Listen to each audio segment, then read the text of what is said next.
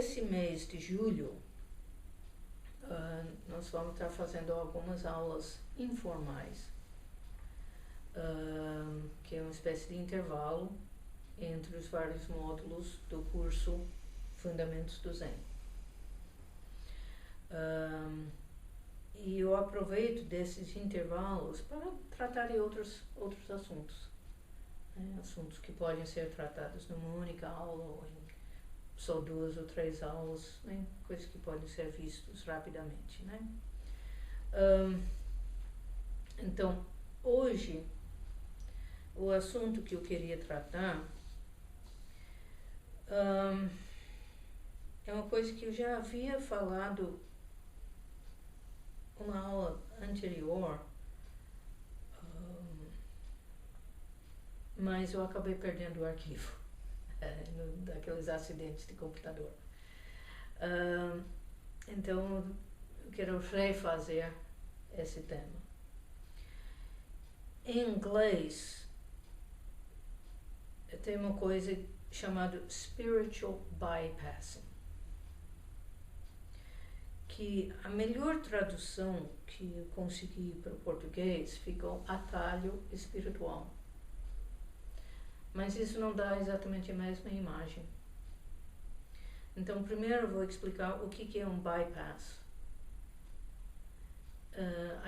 As imagens que vêm na minha cabeça como norte-americano quando se fala em bypass. Porque é óbvio.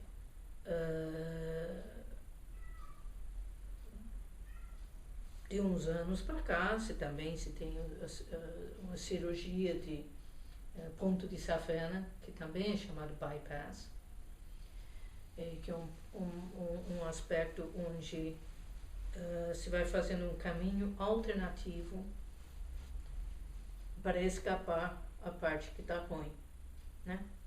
Só que o que vem na minha cabeça, uma pessoa que cresceu nos Estados Unidos, é que eu peguei a época em que as grandes rodovias que atravessam os Estados Unidos, que é uma rede incrível, né, estavam sendo construídos.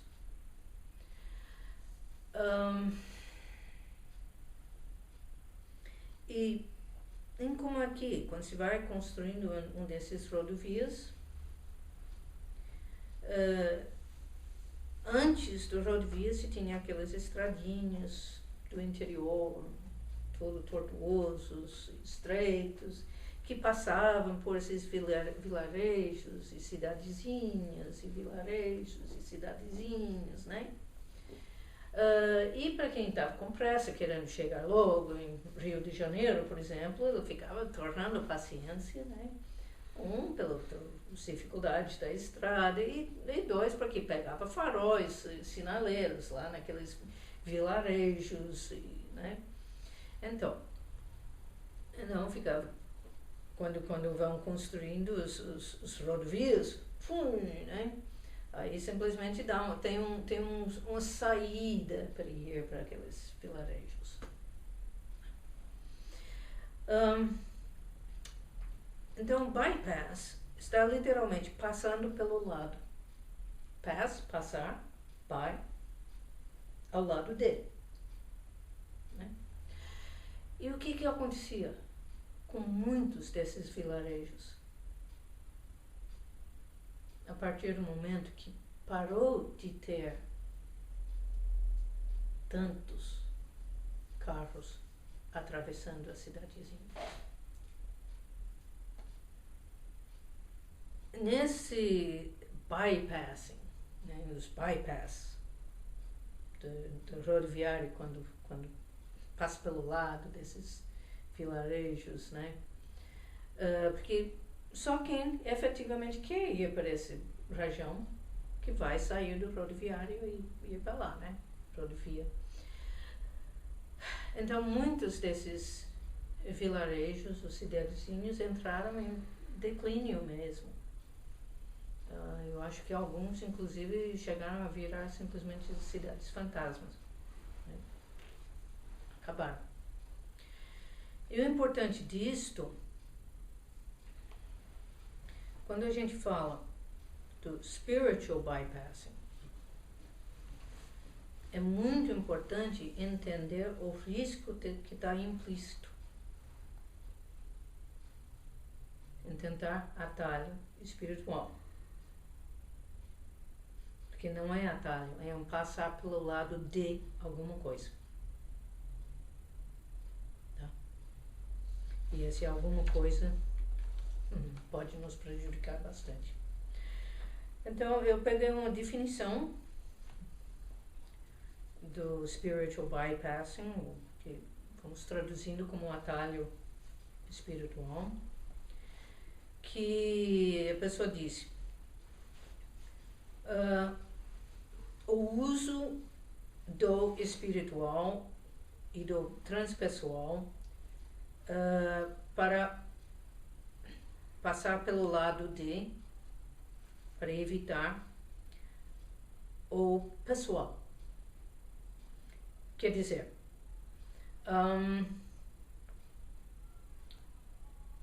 falando de ideais de amor incondicional, mas não permitindo que o amor apareça na sua dimensão pessoal, que é bem mais desafiador.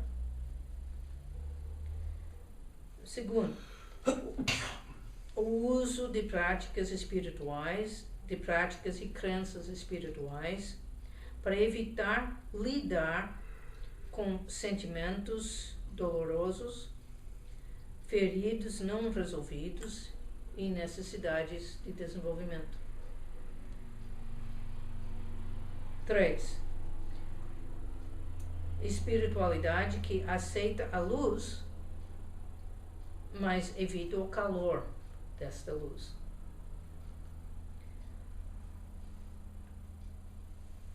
2, 3. Quarto, além de evitar a dor, mas justifica tal evitação. E o quinto é a sombra da espiritualidade. E o atalho espiritual inclui desapego exagerado, detachment, que estamos traduzindo como desapego.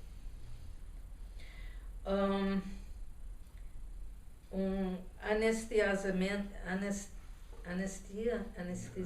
emocional. Anestesia emocional e repressão.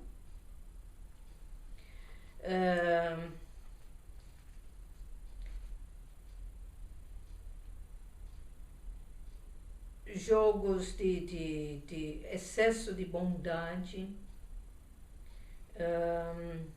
e sem profundidade e autenticidade emocional. Excesso de ênfase do positivo. Fobia da raiva. Então, raiva-fobia. Então, confundindo raiva com agressão e má vontade. Compaixão cega ou excessivamente tolerante.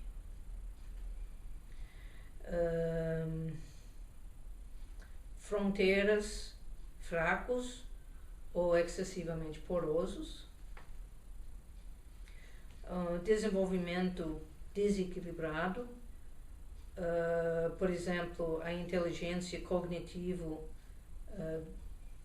muito mais na frente da inteligência emocional e moral.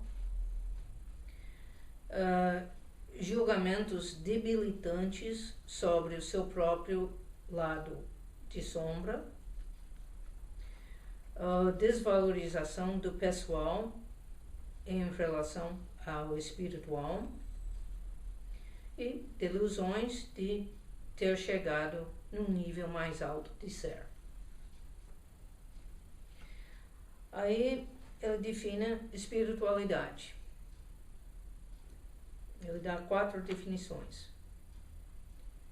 Primeira definição: a espiritualidade descreve o ponto de vista mais profundo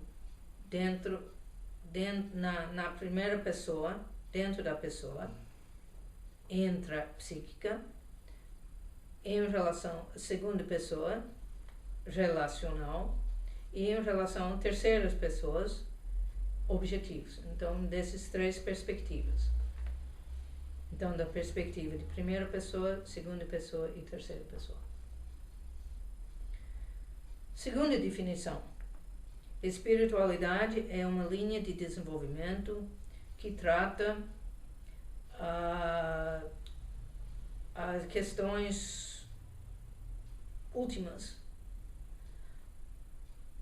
de uma pessoa, ou a compreensão da natureza e sentido, significado, finalidade da vida, é uma compreensão do que seja a natureza e finalidade da vida num dado momento durante a extensão da vida da pessoa. A partir desse ponto de vista, existe espiritualidade da infância, espiritualidade de adolescente, espiritualidade de adulto e espiritualidade dos anciões. Essa linha de espiritualidade também pode ser influenciada pelos tipos. Pode ter mais características masculinas, femininas, introvertidos ou extrovertidos, por exemplo. Terceira definição. A espiritualidade se refere aos estados alterados, sejam psíquicas, sutis, causais ou não dual, que os indivíduos podem experienciar durante as suas vidas. E quarta definição, a espiritualidade é melhor compreendido como a descrição dos insights, das percepções conquistados durante os estágios superiores do desenvolvimento da identidade. Ok? Até aí, alguma pergunta, algum comentário? O comentário que eu tenho é que eu estava lendo sobre aquele... Eu não sei como é que vocês trabalham a dinâmica aqui, mas eu vou comentar. Que era... o filme aquele O Segredo, né? Eu estava lendo qual era a relação daquela lei da atração e estado de... State of Allowing, né? Que eles falam. Em relação ao budismo, que a princípio para mim era a mesma coisa. E num dos artigos que ele comparava, dizia justamente essa primeira parte, que eles falavam esse excesso de positividade, ver tudo como bom, e às vezes as pessoas exageravam e ultrapassavam aquilo que elas conseguiam perceber, enfim, estavam absorvendo toda a negatividade. Eu estava lendo isso semana passada, então. Bom, inicialmente eu diria que o problema desse material, O Segredo, é que corre-se o risco de fortalecer muito mais esse lado do ego condicionado. Eu quero, né? Eu quero isto, eu quero aquilo, então eu conquisto para, né? Eu me organizo para conquistar o que eu quero. Agora, que eu acho muito verdadeiro, existem sim os fenômenos energéticos. A gente atrai e afasta coisas, experiências, oportunidades de formas inclusive muito sutis.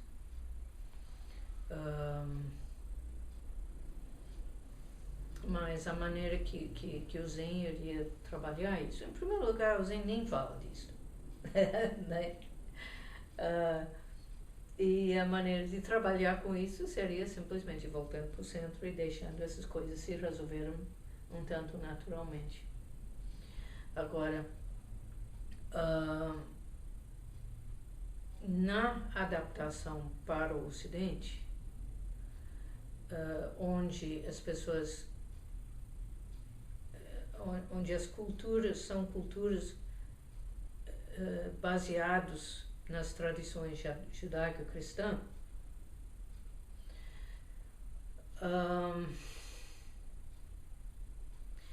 eu acho que acaba ficando muito importante a gente cuidar de um jeito ou outro, ou seja, dentro do próprio Sangha, ou por encaminhamentos, do aspecto puramente psicológico, e dentro da compreensão ocidental da psicologia.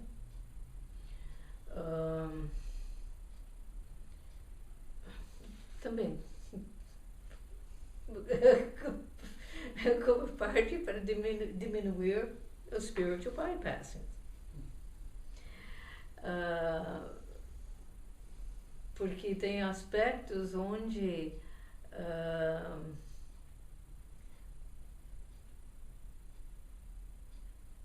o que é valorizado nas igrejas muitas vezes, né, tipo, né, a não raiva, né? Quantas pessoas nunca aprenderam a realmente lidar com as suas raivas e cuidar corretamente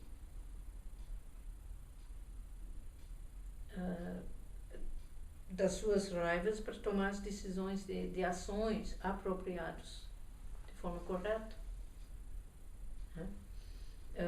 Enquanto que, né, nós crescemos com toda essa imagem de santo, né, sempre bondoso, sempre de voz suave, né? E prato cheio para pessoas que aprenderam a reprimir suas raivas, que aprenderam a se deitar e se fazer de capacho. Aí eles chegam num grupo, se esse grupo não está atento tanto para o atalho espiritual quanto para as questões psicológicas, aí vem o preceito nosso: não seja raivoso. Aí a pessoa, eu já estou bem, né? E os outros, mas olha como ele está sempre quieto, ele nunca briga, não discute com ninguém. Então ele ganha um monte de elogios, só que na verdade está reprimido, está uma panela de pressão de raiva reprimida.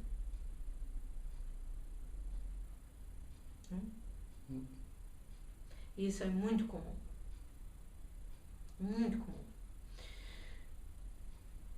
Porque o processo de trazer o Zen e o budismo em geral para o Ocidente ainda está muito incompleto. Porque veio... Eu estava assistindo uma série de palestras bem interessantes, onde finalmente estão falando abertamente disso, né? Em primeiro lugar, os monges japoneses, eles não estão em exílio.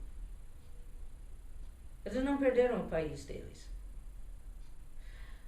Então, os tibetanos, sim, eles foram para todos os outros países porque realmente eles foram expulsados do seu próprio país. Mas os monges japoneses,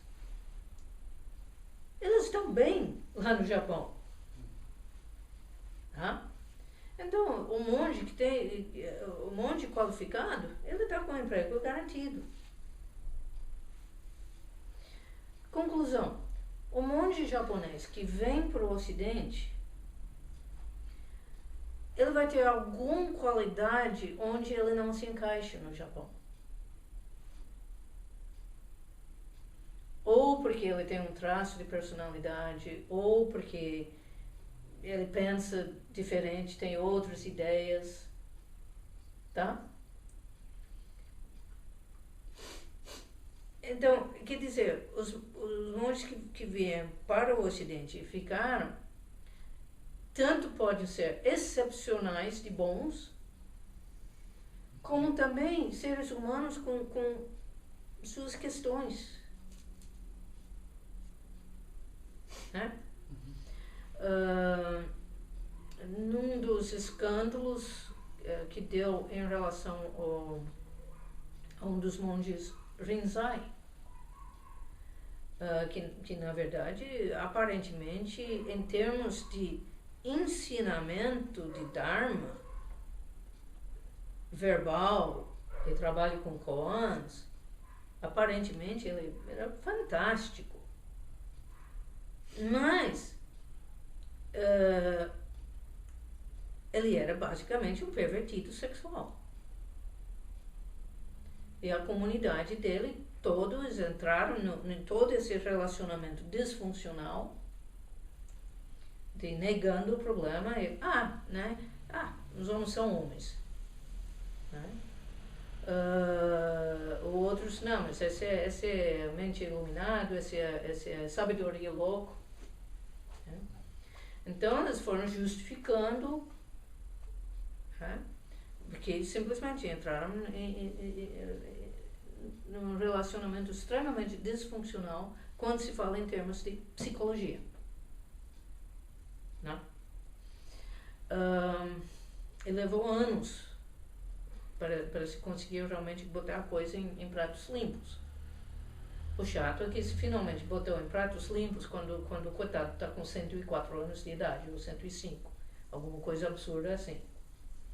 Então, quer dizer, anos e anos e anos e anos e anos de ele abusando das meninas, das mulheres. E as mulheres sendo desqualificadas. Né? Porque os homens da sanga, vai ver que você que provocou ele. Né? Essas respostas típicas que vêm tantas vezes, né? Nessas situações, né? Aí a coisa é que se descobre que ele foi envolvido num escândalo financeiro no Japão.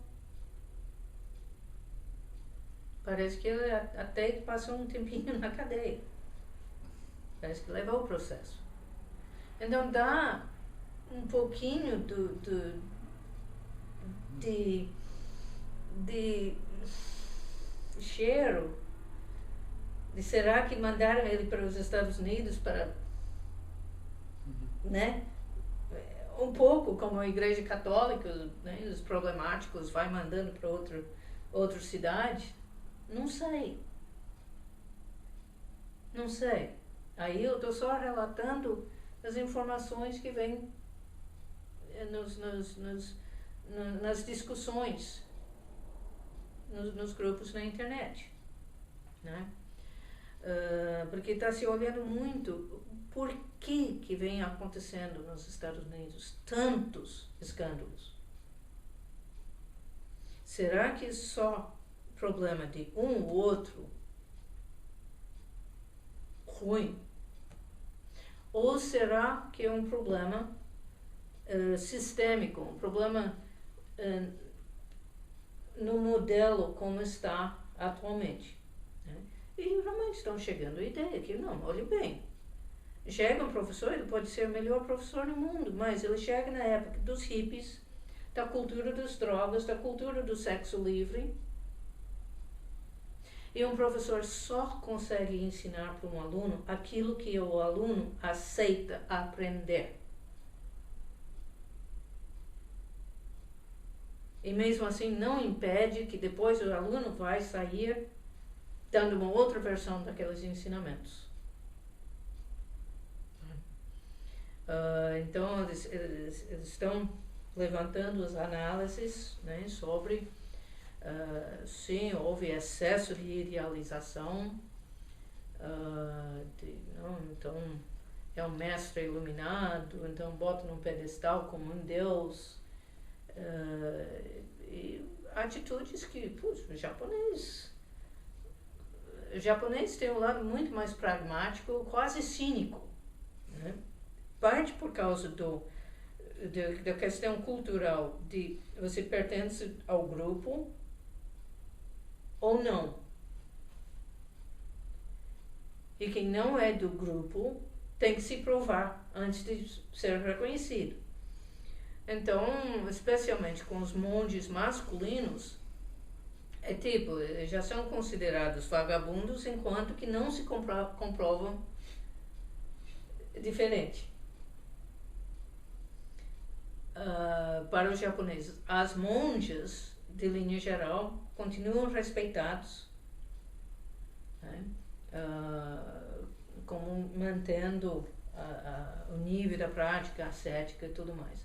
Mas os monges, porque já passaram tantas vezes, onde aconteciam as coisas que não deviam ter acontecido, porque é ser humano.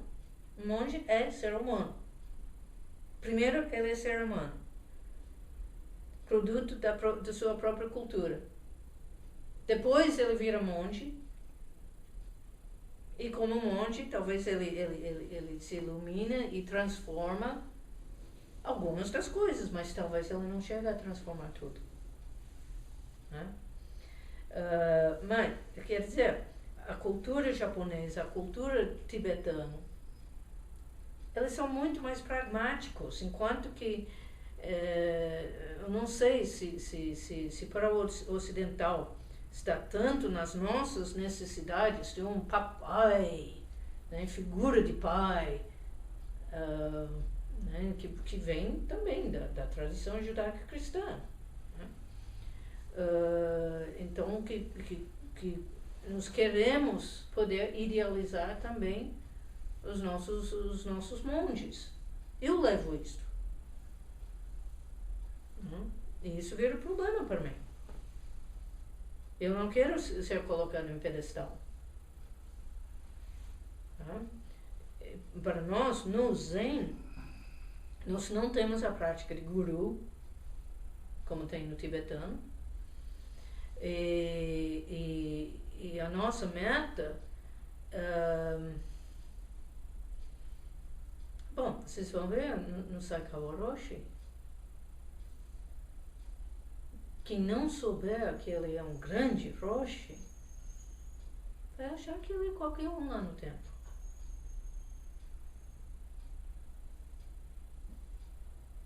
Porque ele não tem um pingo de necessidade de se mostrar.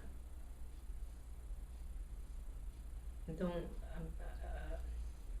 o ideal nosso é de se virar cada vez mais comum e não especial. De tirar tudo isso de especial. Inclusive, um dos nossos sutras expressa isso muito bem na última linha.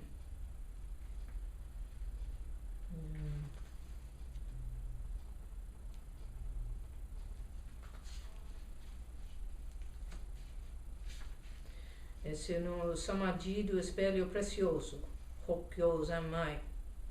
Em segredo e misteriosamente, agindo como um tolo, atuando como um bobo, apenas o capaz de herdá-lo é chamado de mestre entre os mestres.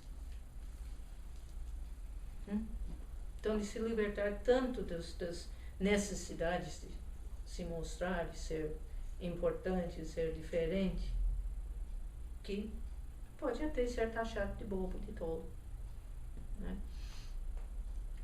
Mas aí o ocidental quer que o monge seja superior. Aí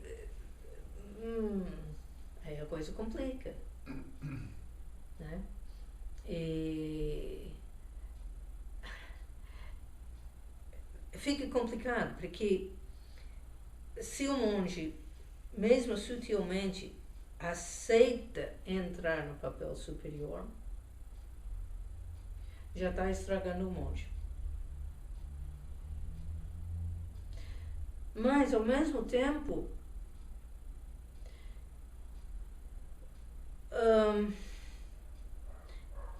o que está sendo koan para mim é como que eu mantenho com vocês toda a postura de simplicidade,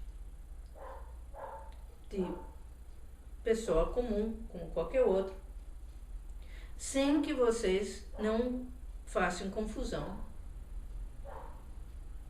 e confundir intimidade com familiaridade e com desdém e desrespeito.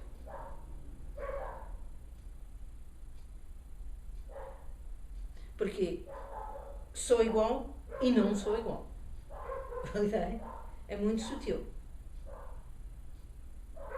Mas me prejudica se eu cultivar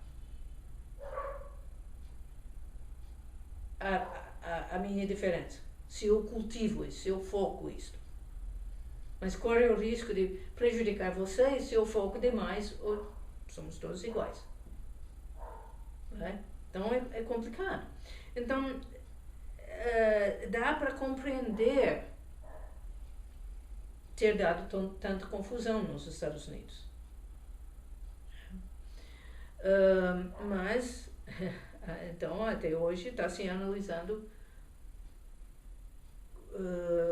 como corrigir estes erros, né?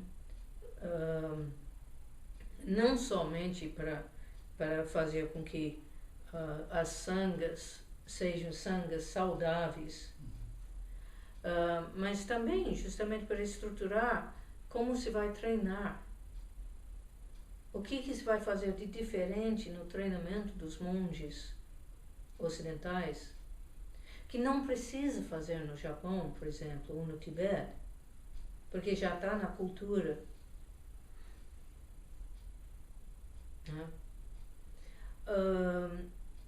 No Japão, 95% dos monges que vão para o mosteiro já fizeram faculdade, e na maioria das vezes estudando estudos budistas. Então eles têm estudo. Aí o ocidental vê essa frase de Buda Dharma, um método de transmissão coração-mente a coração-mente, sem dependência das letras. Fechar e jogar fora os livros. Não vamos estudar. Né? Não é assim. Seu monge já fez faculdade, então ele já estudou os sutras. Eles vivem uma cultura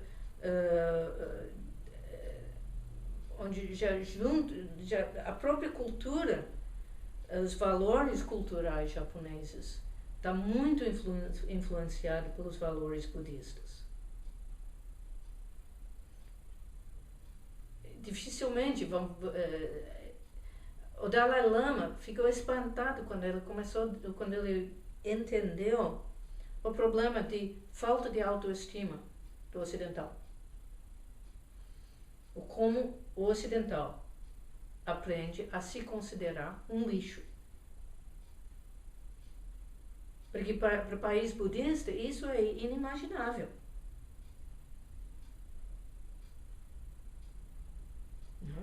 Eles vão ter, sim, os neuroses deles. Mas diferentes. E não essa baixa autoestima ou esse ódio próprio, inclusive, chega a ser um ódio de si mesmo, que automaticamente está pedindo, né, para sobreviver, tem que compensar com um monte de posturas. E aí bagunça mais ainda. Aí mais ainda entra os atalhos espirituais. Porque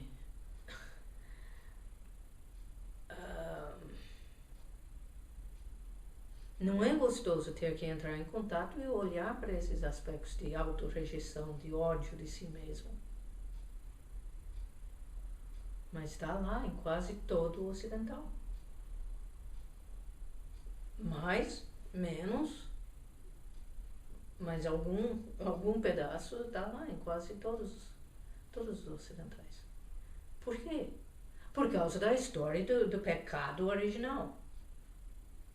Eu adorei o final daquele filme, como é que é? Irmão Sol, Irmão Lua, do São Francisco de Assis, né? A frase final que eu me lembro era: nós falamos tanto do pecado original que esquecemos da inocência original. Então, de certa forma, eu diria que o budismo, não que a gente não fala das kleshas, falamos. Os kleshas são vamos dizer, os neuroses, né? Só que neuroses bem mais sutis, né? Os neuroses aparentes, mas também os neuroses hipersutis. Mas, de certa forma, o budismo, muitos textos mais antigos, ocidentais, ficam falando do budismo como se fosse uma religião extremamente pessimista, né? Porque ele fala a vida é insatisfatoriedade, que geralmente é traduzido como sofrimento, né? Ele fala das kleshas, mas é uma religião que não trabalha com culpa, e não trabalha com pecado, não trabalha com o conceito de pecado. Ele fala aquela ação que gera sofrimento para si mesmo ou para outro ser. Esse ser pode ser animal, pode ser a própria terra, pode ser outro ser humano. É considerado uma ação inábil, que faltou habilidade. Faltou habilidade por causa da ignorância. A ignorância que seria o não saber mesmo, está faltando informação, ou, pior ainda, está com informação falsa. E acreditando naquela informação falsa. Tá? E a ignorância se manifesta ou através da aversão, eu não quero, ou através do apego, eu quero. Né? Então, nós falamos do problema de ignorância e não de pecado. Tá? Então, não vamos ter o pecado original. Mas se estamos falando de ignorância, estamos falando também da possibilidade de suprir, de aprender. Né? Que não estamos condenados. Então, é uma religião que está sempre falando do potencial de aprender e de sair dessa ignorância. Né?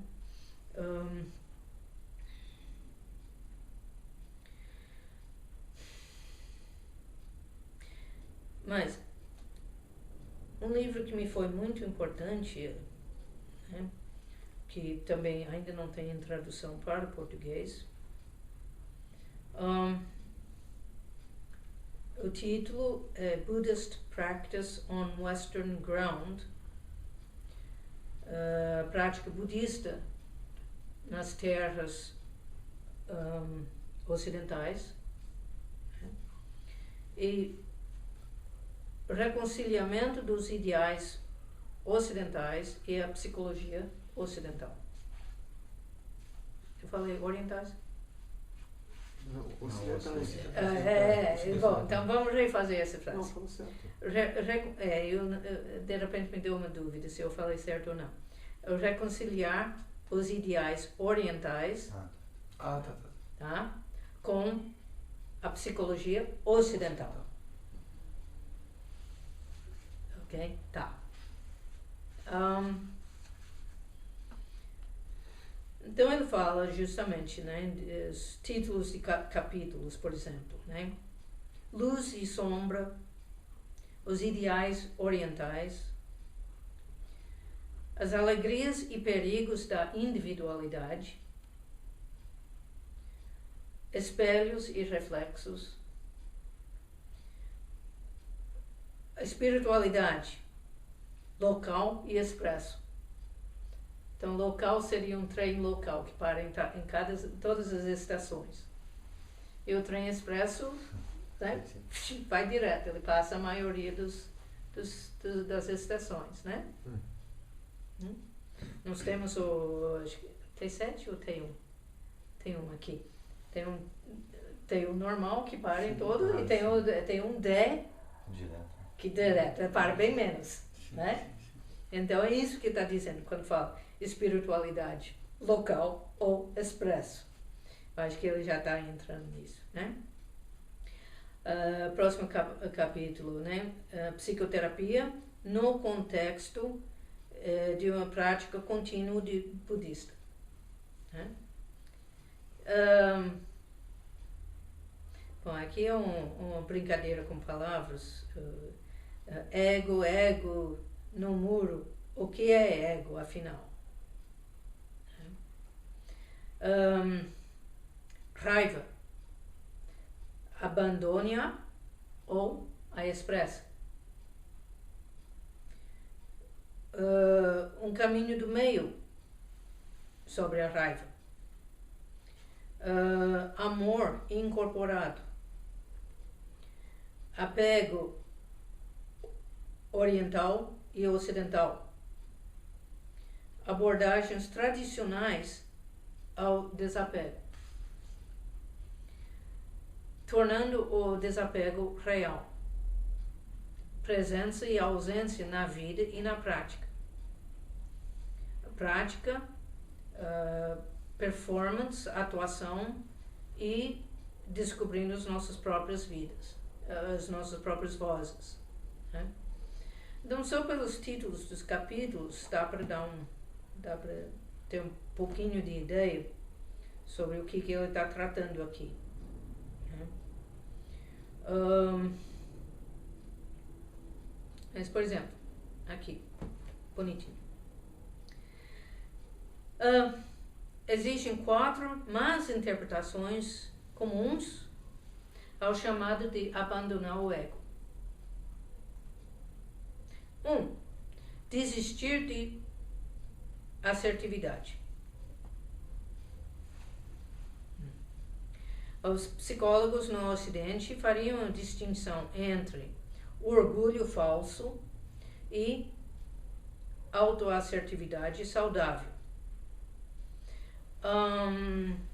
Os professores asiáticos tradicionais talvez não consigam fazer essa distinção tão claramente com os seus alunos ocidentais, né? Por causa das diferenças culturais, né? Então, alunos que têm dificuldades em relação à assertividade podem confundir assertividade com ego e buscando abrir mão do ego, sustentar uma postura não assertiva na vida. Deu para entender? Segundo, desistir do funcionamento do ego no sentido técnico. Sem o funcionamento do ego, nós não conseguiríamos negociar, né, gerenciar as nossas vidas de forma alguma. Às vezes, este mal interpretação é relacionado ao anterior, ao primeiro, para justificar, racionalizar, desistir de tomadas de decisões em favor à passividade. 3. Desistir do self metafísico, ou Atman, que é chamado, né? Como temos visto, né, em outras partes do livro, não é que nós temos um self metafísico que temos que abrir mão. Mas, na verdade, nós descobrimos que tal self não pode ser encontrado, porque não existe. Então, na realidade, nós desistimos de nos apegarmos a ou ficar criando conceitos sobre algo que é imaginário. Ou 4. Desistir de ser um sujeito consciente. Isso não é nem realmente possível, a não ser através de um estupor induzido por drogas. Os praticantes avançados são claramente conscientes e despertos. Porém, essa ideia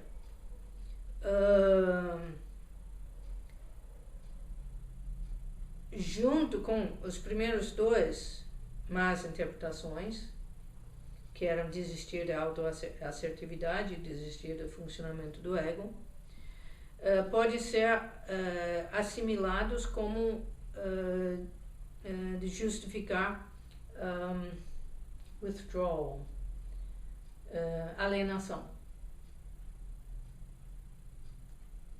né? Então, só onde abrir, né? Tá explicando só na questão em relação ao ego, né? Porque a gente está sempre ouvindo, né? Nos libertarmos do ego. Por isso que eu falo de ego condicionado,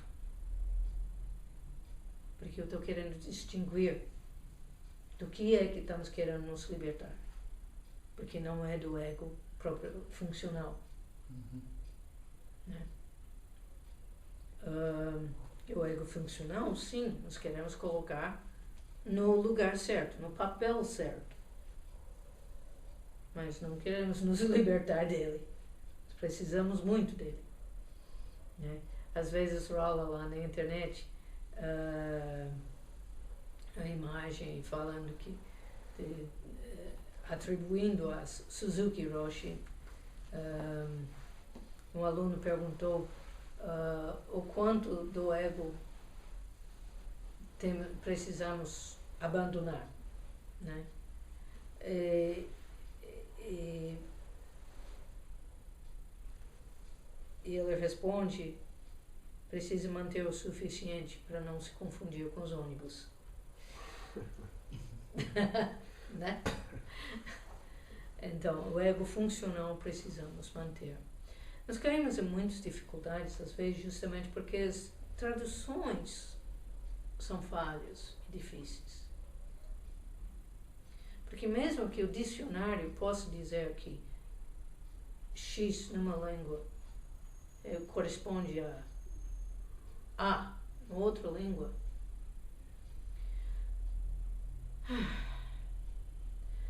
o X numa língua ele pode estar com tantos conceitos associados que fazem parte da compreensão dessa palavra, e pode ser que esse A desse outra língua tem algumas associações em comum, mas outras associações totalmente diferentes,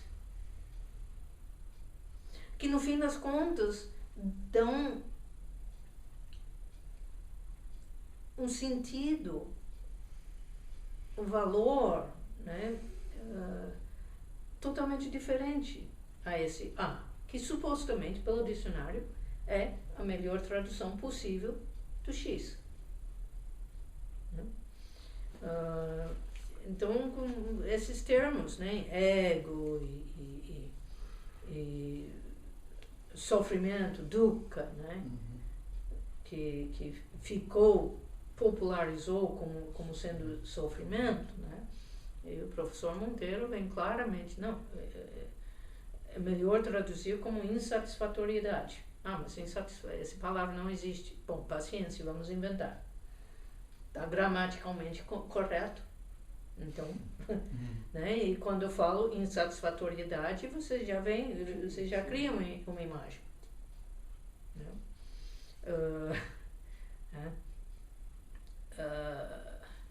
Então, mas, quer dizer, pontos onde a gente mais tem que cuidar,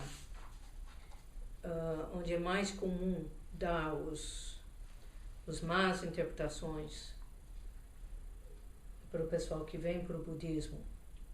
Primeiro, esse em relação ao ego, o ego funcional. Eles acham que aí tem que... E tem uns que não... Eles vejam um de nós monges mostrar assertividade, firmeza. Mas como? Você não é budista? Porque está nesse mito, essas falsas interpretações, onde não pode mais ter assertividade. É muito pelo contrário. Vocês vão ver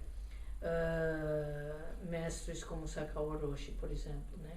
Ele cultiva uma doçura e gentileza maravilhoso. Poxa, eu fico babando. Né? Aoyama Roshi também, lá no Japão. Né? Eu fui para o Japão justamente porque eu queria incorporar isso. Né? Porque eu, ao lado da Aoyama Roshi, eu me sinto literalmente porco-espinho. Né? De tão rude, de tão grosseiro. Né? Mas vê na hora que com um discípulo em treinamento, a hora que eles vejam necessidade de botar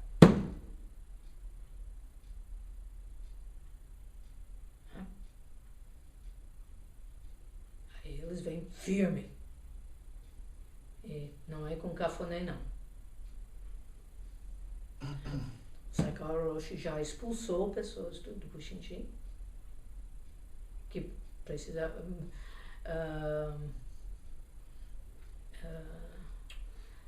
Um foi expulso para sempre, uma pessoa que eu sei. Outro foi expulso de um sesshin, porque estava quebrando as regras do sesshin. Né? E incondicionalmente, não tinha discussão, não tinha negociação. Né? Então, ter essa doçura e essa gentileza não significa que tem que abrir mão e ficar um fraquinho, um bobinho, né? Um bobinho de verdade. Né? Não sei se eu estou transmitindo claramente a ideia, né? Bom, segundo ponto, raiva. O que fazer com raiva?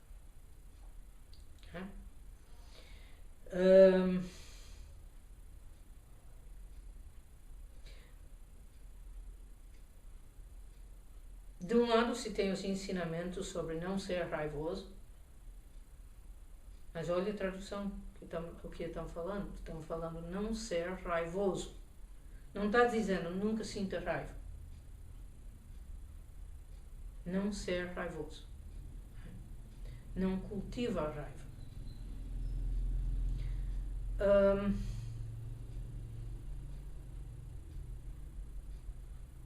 Mas muitas religiões colocam, né, no base de não pode sentir raiva, raiva é ruim. Aí veio a psicologia ocidental, de repente, não, tem que expressar tudo, bota tudo para fora, bota tudo para fora. Não pode ficar segurando, não. Bom, para o budismo isso também não está certo. Porque simplesmente botar tudo para fora, qualquer momento, você está cultivando esses caminhos mentais, dando mais vida para elas.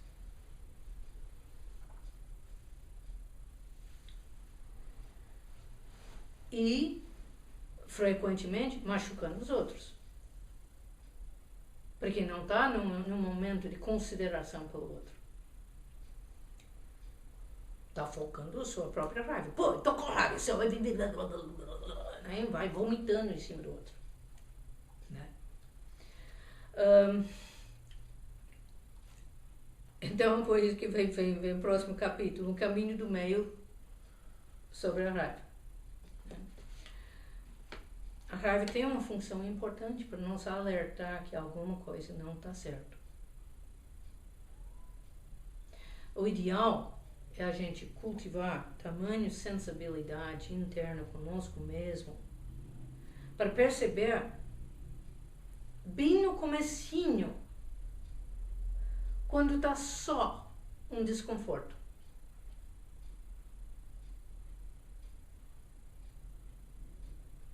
Tá?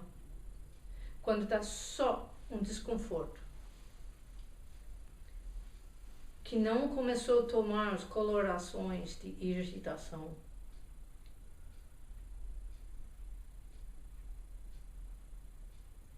Ou não sendo tratado.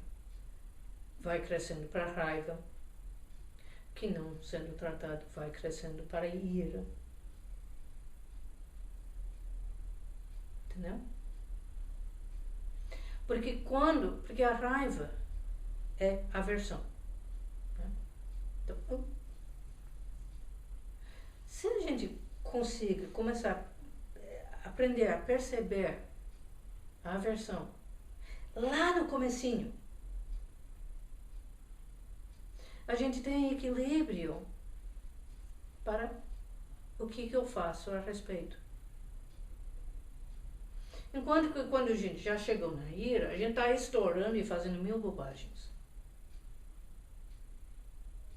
Tá certo? Então, vamos aprender a ouvir e a acolher e reconhecer e assumir e não ter medo de nossas raivas.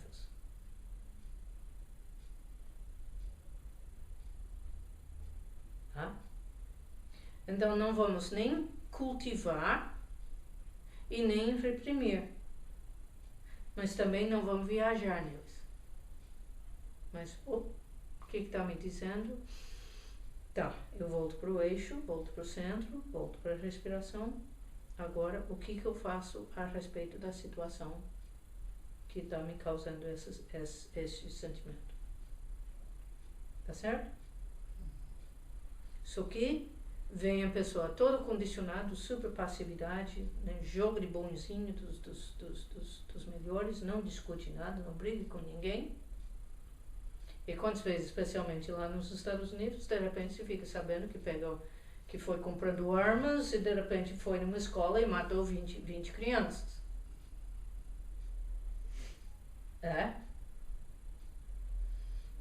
Só que muitas vezes essa pessoa passiva, com seu jogo de bonzinho, é considerada um santo quando chega nas igrejas.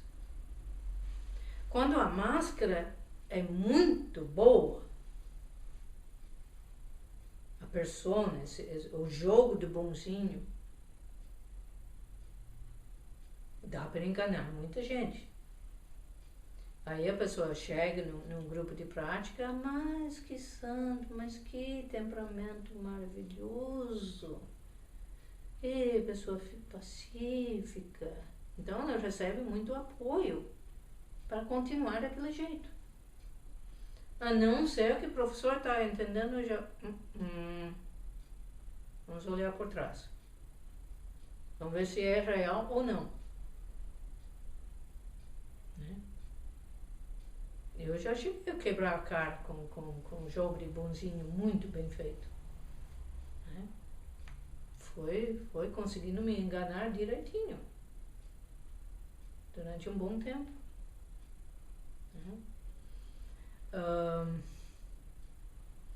Então, spiritual bypassing. Você acha justificado continuar daquele jeito? E continua. Né? Amor. Eu ouvi vários. Tem uma pessoa em São Paulo. Ele estava acho que entrando no 8º casamento.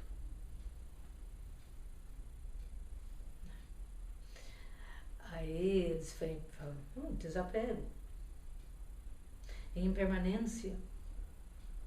Né?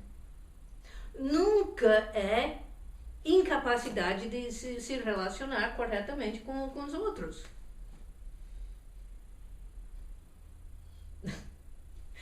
Entendeu? Aí vem o chavões, o desapego, impermanência, blá blá blá, blá blá blá, tá tudo justificado. Né? E ainda que temos os ensinamentos falando em não ficar apegado. Aí eles vão interpretando, isso significa não amar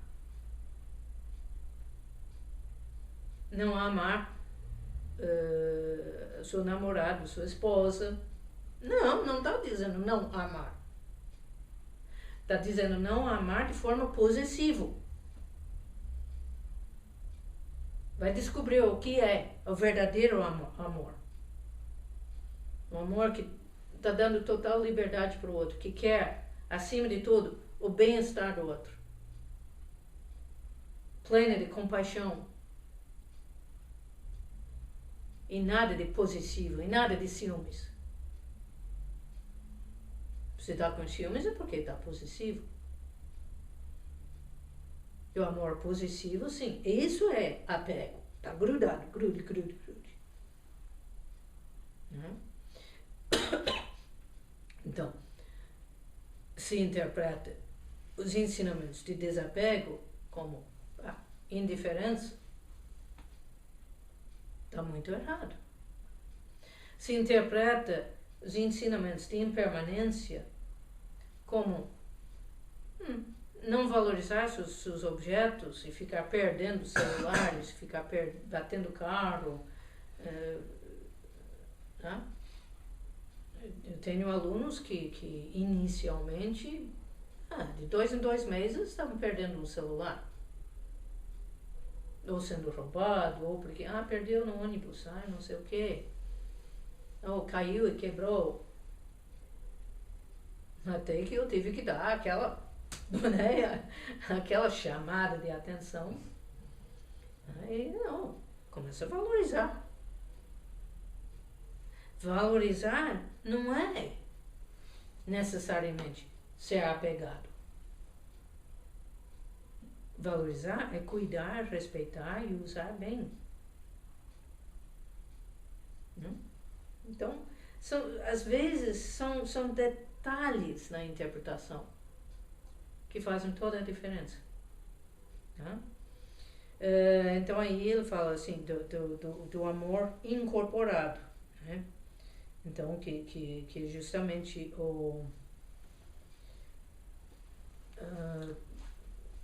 tem as pessoas que têm dificuldade com os relacionamentos, né? Como esse do 8º casamento. Mas com certeza jura que compaixão, amor a toda a humanidade, né? Mas é tudo num nível abstrato, mas na hora do dia a dia, cadê? E para a gente interessa ver como que está no dia a dia. Se não está bem no dia a dia, o abstrato nunca vai funcionar.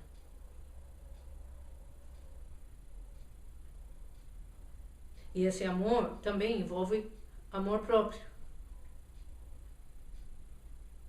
Amor de si mesmo. Respeito de si mesmo também. E se não está conseguindo amar a si mesmo e amar aquela pessoa, ser humano que está na sua frente, que tem horas que é chato, tem horas que incomoda, que irrita, que não faz do jeito que você quer, né? Porque não é máquina, não é robô, não é brinquedo, é um outro ser humano. Né? Enquanto que não está conseguindo amar esse outro ser humano, ou essa outra criatura, que não faz como eu quero e não faz como eu queria. Eu por mim, eu queria ele bem diferente, né? Eu queria um gato que gostava de colo, né, que gostava de carinho, e ele, né, muito independente.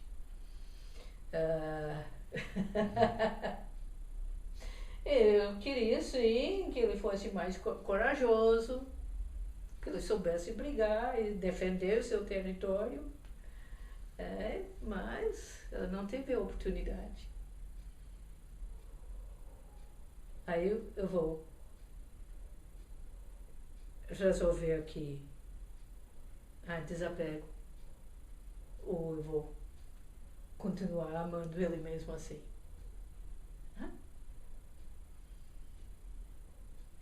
Eu decidi continuar amando ele.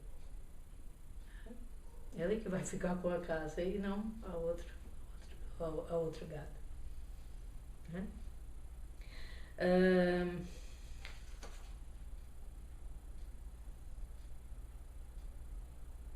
Bom, basicamente esses são os pontos principais, né, que nós temos que observar na parte do atalho espiritual. Então eu gostaria de abrir para os comentários, perguntas, debate, né, experiências.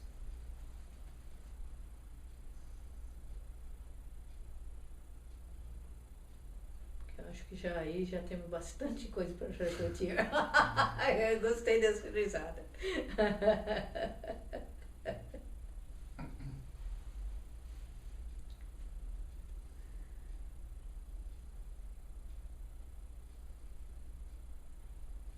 À medida que você ia falando, eu ia colocando nas caixinhas que já estavam abertas. Né? Oh, muito bem. Que bom que já estavam abertos.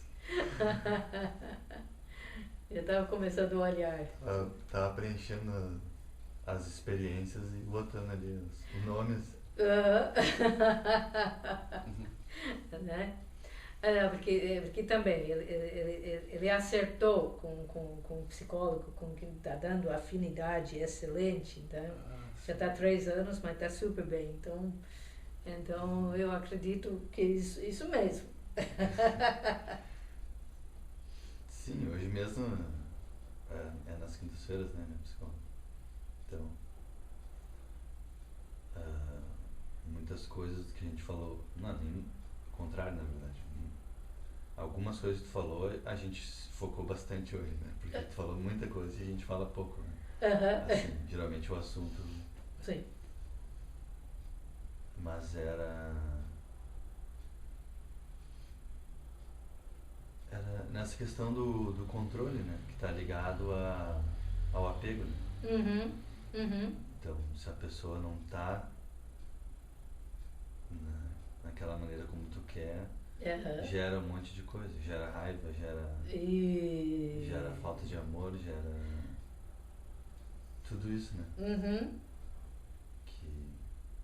Que o controle tenta... Isso, exatamente.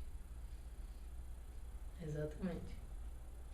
Aí outros vão interpretar, abrindo mão do controle, que também é parte dos ensinamentos nossos, né?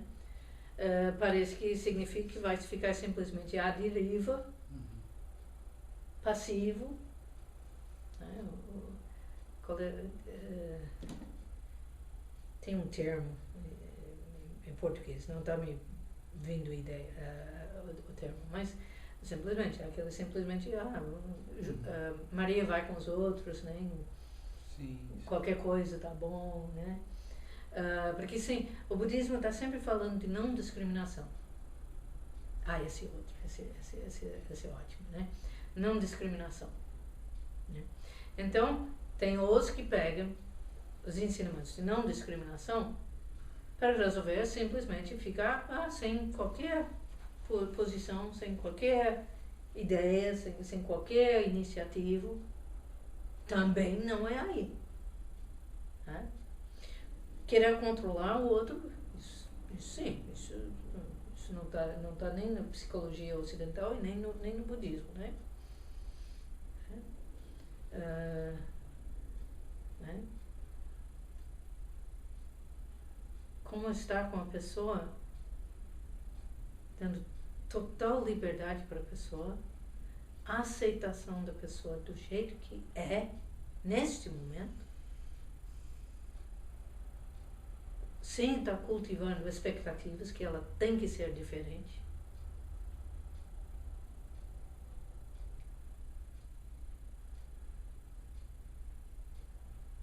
E por estar tendo essa postura de respeito e tudo mais, sabendo que ela está junto com a gente porque quer estar junto com a gente, de livre e espontânea verdade. E nunca porque foi manipulado de alguma forma ou outra. Porque quando tentamos controlar, tentamos manipular a pessoa. Seja por culpa, seja por medo, seja por, né, mil maneiras de tentar manipular os outros, né? É isso aí, né? A Monja Coen conta a história que quando ela ainda estava em Los Angeles, né? Eu estava num retiro e falaram sobre não discriminação e ela resolveu, então, amanhã eu vou praticar a não discriminação o dia todo.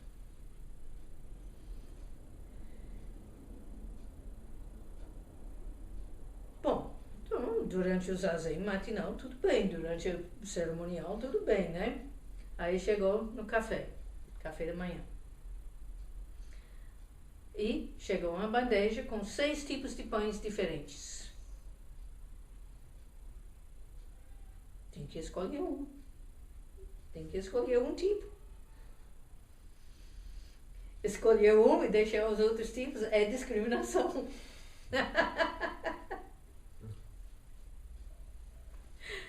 Mesmo que a gente finalmente faz na base de, né? Está escolhendo um e deixando os outros. Né? Então, quando falamos de não discriminação, não estamos dizendo que não pode ter preferências, mas não pode deixar as preferências nos controlar. Tá? Eu tenho o direito de gostar mais de uma coisa em relação ao outro. Por exemplo, eu tenho o direito de gostar de ravioli e de não gostar muito de, sei lá, espinafre. Espinafre eu gosto, então deixa eu... Chuchu. Não, mas chuchu, o problema é que às vezes não combina comigo. Me faz mal. Aí entro numa outra categoria. Das intolerâncias digestivas, alergias. Tá? Então, aí é outro problema. Mas, rúcula, né, que é um sabor amargo. Eu não gosto de sabores amargos. Esse é um gosto pessoal. É uma discriminação minha. Agora, eu tenho o direito de ter essa preferência e vivenciar essa preferência, desde que eu não deixe me controlar. O que isso significa? Por exemplo, se o Jushin-san me leva num restaurante, mesmo simples, ou especialmente num fino e maravilhoso, e de repente, né, ele já pediu e vem aquela maravilha e rúcula. Aí não é conveniente, não é correto, não é apropriado. Eu simplesmente, eu não gosto de rúcula. Entendeu? Eu recebo de coração aberto aquilo que foi dado de coração aberto. Enquanto que não tem problema de intolerâncias digestivas e alergias, eu não rejeito simplesmente porque não é da minha preferido. Tá? Por exemplo, berinjela eu não posso comer. No Japão chegava a me dar reações violentas. Então, eu não sei se fica só ao nível de intolerância digestiva ou também chega está na característica de alergias. Qual é a diferença dos dois? Alergia, o corpo produz histaminas. O corpo está interpretando como uma agressão e produz as histaminas. A intolerância digestiva está faltando enzima que consiga digerir aquilo. Né? É muito comum pessoa que não pode tomar leite, por exemplo, né? Porque não consegue digerir lactose. E muitas vezes, se ela tenta tomar leite, fica com diarreia, né? Para mim, o problema era enxaquecas,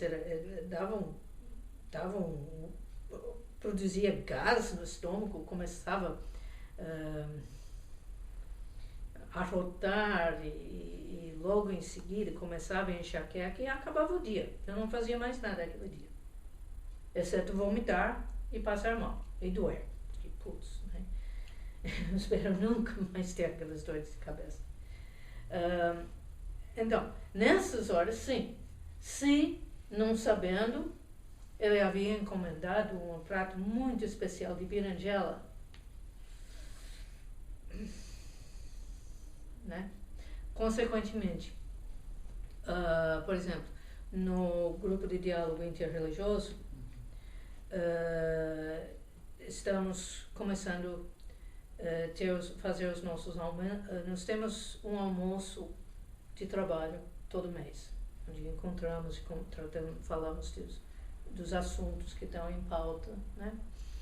E esse ano nós começamos fazendo os almoços nos locais de cada um.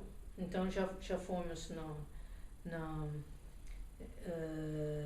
no salão paroquial da igreja anglicana, já fomos no grupo de afro-brasileiro, no terreiro deles, né?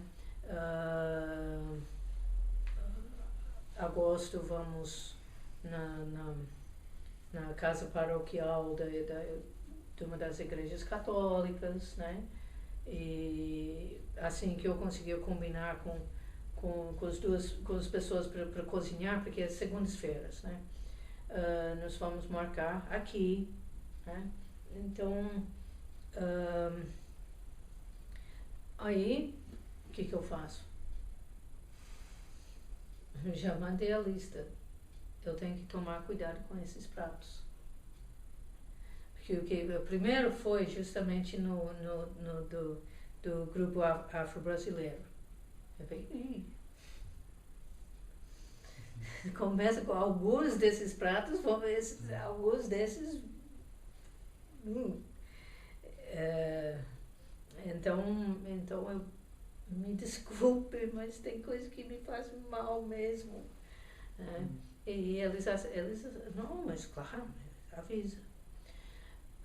Mas isso a gente tem que tomar muito cuidado e ser muito honesto entre esse me faz mal, esse é difícil para mim, ou tem coisa onde eu chego num ponto onde eu fico com medo de experimentar coisas diferentes, porque eu já tomei tanto surpresa desagradável, passando mal depois, né?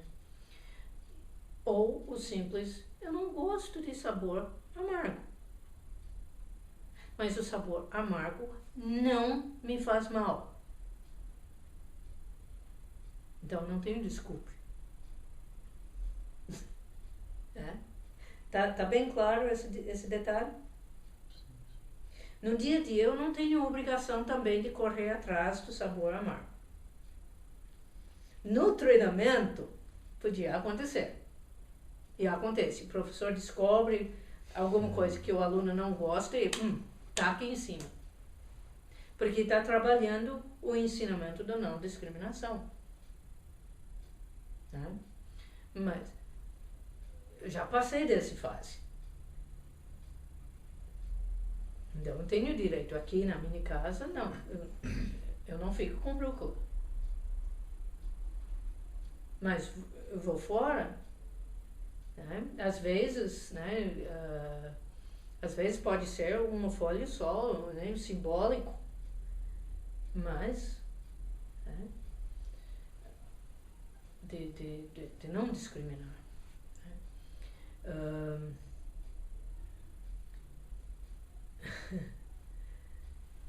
Então, novamente, né? Onde está o verdadeiro ponto da prática? Não sei, tem uma coisa assim que me...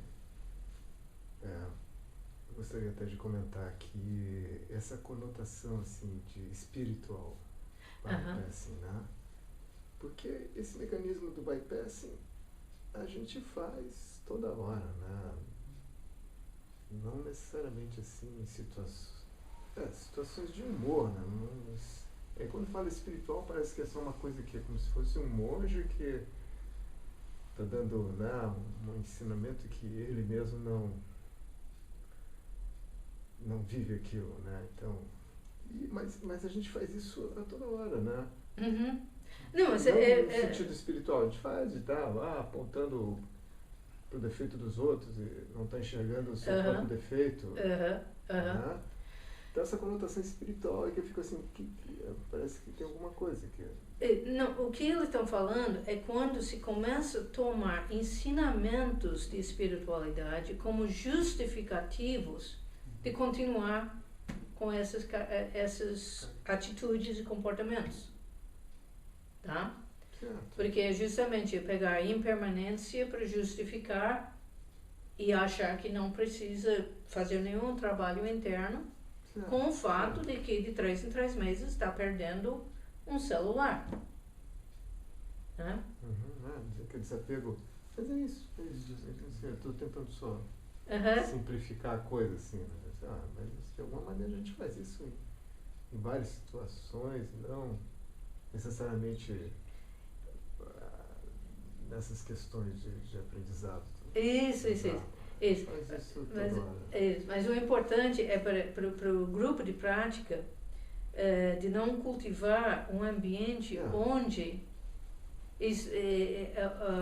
onde a distorção dos ensinamentos vira suporte para continuar com esses. Sim, todo mundo faz. Será que é bom? Será que é o ideal? Não, né? Desonestidade. Isso, né? Então, que realmente a nossa prática seria justamente para perceber e nos libertar dessas atitudes, desses comportamentos. Mas se está havendo distorção dos ensinamentos, má interpretação, além de não permitir que enxerguem, acabam apoiando e glorificando exatamente aqueles comportamentos. Né? No qual o exemplo clássico é aquele santo que nunca levanta a voz, que nunca fecha a cara, que nunca demonstra raiva, né? Que santo!